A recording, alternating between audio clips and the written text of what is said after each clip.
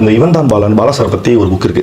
அது அவர் வந்து சொல்வார், நீங்கள் வந்து போய் ஜென்ரல் பப்ளிக் அப்சர்வ் பண்ணுங்க அப்படின்ட்டு. நான் இங்கேருந்து ட்ரெயின் பிடிச்சி எக்மோரில் போய் உட்காந்து சென்ட்ரல் ரயில்வே ஸ்டேஷன்லாம் உட்காந்து பீப்புள் அப்சர்வ் பண்ண ஒன்றுமே அந்த அப்சர்வ் நான் சொல்றது 21 வயசுல ஒரு ஸ்டான்ஸ் லெவலுக்கு நீங்க ஸ்டடி பண்ணிருக்கீங்க.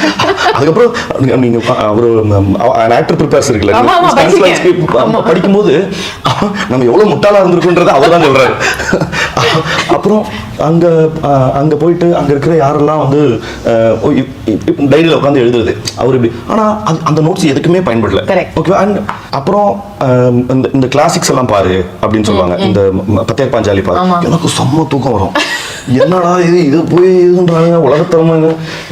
சிட்டிசன் கேன் இருக்கும். ஓகேவா? டால்டன் ரம்போ பத்தி படி, அவர் பாரு, இவர் ஆர்சன் வெல்லஸ் தெரியுமா உனக்கு, கிளாக் ஒர்க் ஆரஞ்சு பாரு, இந்த மாதிரி பேர்களாலே எனக்கு அதுவும் காட் ஃபாதருக்கு தூங்கியிருக்கேன். அடிச்சிருவாங்க செகண்ட் பார்ட்டுக்கு. செம்ம அப்படியே தள்ளுது தூக்கம். நான் அப்புறம் 3 நாள் பார்த்தேன் இது வரைக்கும். அப்புறம் இதெல்லாம் பார்க்கும்போது இது வந்து எனக்கு பெரிய மாயைகளை தள்ளிடுச்சு. உனக்கு லாய்க்கு இல்லை அப்படின்னு எதுவுமே நடக்க மாட்டேங்குது.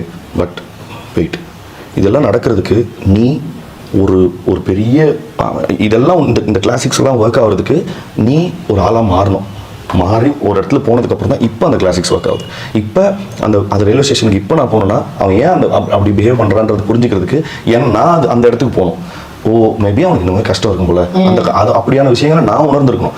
மஞ்சளாக இருக்குங்கிறதுக்காக இல்லை, அது தங்கம்னு எனக்கு தெரிஞ்சாதான் அது வேல்யூபிள்னு எனக்கு தெரியும்.